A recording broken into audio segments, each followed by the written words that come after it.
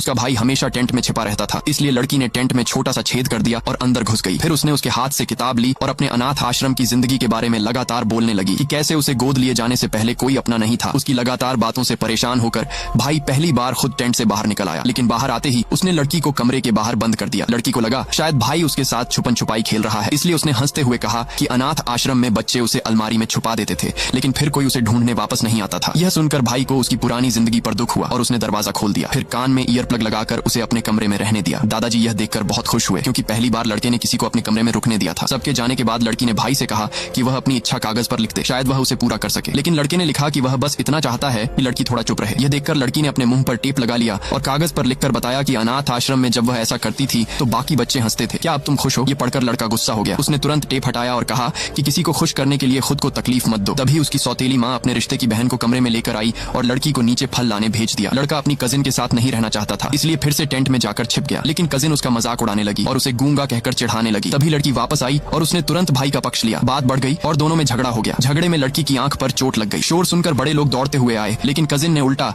लड़की पर इल्जाम लगा दिया कि उसी ने लड़ाई शुरू की। यह सुनकर कजिन की माँ गुस्से में बोली कि लड़की को वापस अनाथ आश्रम भेज देना चाहिए। दादाजी भी एक पल के लिए निराश हो गए। तभी लड़का खुद आगे आया। उसने अपनी घड़ी में रिकॉर्ड हुई आवाज चला दी, जिसमें कजिन उसे बुरा भला कह रही थी, लेकिन कजिन की माँ ने इसे बच्चों का मजाक बताकर फिर लड़की को ही दोष देने की कोशिश की। लड़की ने सिर झुकाकर कहा कि गलती उससे भी हुई और आंख पकड़कर बोली कि वह अपने भाई की रक्षा भी नहीं कर पाई। फिर वह जमीन पर लेटकर दर्द का नाटक करने लगी, जिसे देखकर लड़का भी परेशान हो गया। दादाजी गुस्से से भर गए और कजिन और उसकी माँ से लड़की से माफी मंगवाई। मजबूरी में दोनों माफी मांगकर वहां से चली गई। उसी रात भाई लड़की के कमरे में आया तो लड़की खुशी से बोली कि अब वह हमेशा उसकी रक्षा करेगी। तब लड़के ने उसे एक कागज का सारस दिया और कहा कि अब से जब भी वह यह लेकर कोई इच्छा मांगेगी वह उसे पूरा करने की पूरी कोशिश करेगा। लेकिन लड़की की पहली इच्छा थी कि उसका भाई एक दिन खुद बोलना शुरू कर दे।